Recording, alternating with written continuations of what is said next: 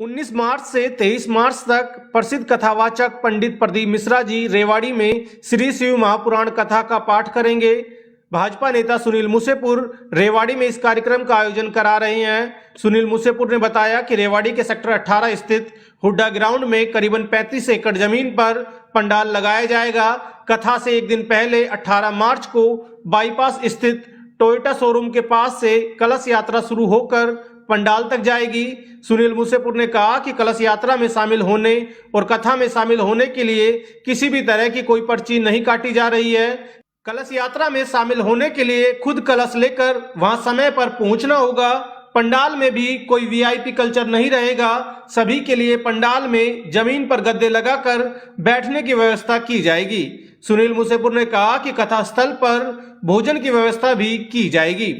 पंडित प्रदीप मिश्रा जी कथावाचक हैं जो शिव महापुराण की कथा करते हैं और भगवान शंकर के आदेश से आप सब लोगों के स्नेह से रेवाड़ी में वो कथा होने जा रही है, जिसका सब आप इसका आनंद लें और इस कथा में अपने आप को सुन के वहाँ पे और इस कथा से जीवन को सार्थक बनाएं। और इसमें किसी तरह की मैं एक अपील भी करना चाहूँगा आप सबसे, रेवाड़ी की जनता से एक अपील भी है कि अगर किसी तरह की कोई गलतफहमी फैलाने की कोशिश कर रहा हो तो कृपया उस गलतफहमी से बचें। इस कथा के लिए किसी से कोई पैसा नहीं लिया जा रहा, किसी प्रकार की रसीद वसीद नहीं काटी जा रही, ना किसी कलश यात्रा की रसीद काटी जा रही है, ना कोई पैसा लिया जा रहा है।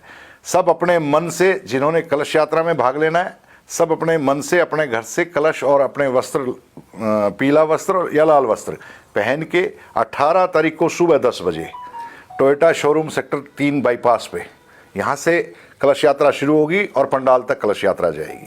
उसमें भाग ले सकता है कोई भी महिला, माँ, बहन जो हमारी हैं, जो कलश यात्रा में भाग लेना चाहती, वो भी उस दिन अपने घर से कलश लेके आ जाएं और यात्रा में शामिल हो जाएं। कि इसमें किसी तरह का कोई लेन देन नहीं है, तो बेहिचक से निःशुल्क सारी ये कथा है, इसमें आप आइएगा, कथा का आनंद लीजिएगा और अपने आप को कृतज्ञ कीजिएगा। भगवान शंकर के आप दर्शन कर पा रहे हैं उस दिन, क्योंकि मैं मानता हूँ कि पंडित प्रदीप मिश्रा जी की कथा में स्वयं महाकाल विराजमान होते हैं और इस धरती पे, रेवाड़ी की धरती पे पहली बार ऐसा हो रहा है। शायद शिवपुराण होगी और 23 तारीख को इसका समापन होगा।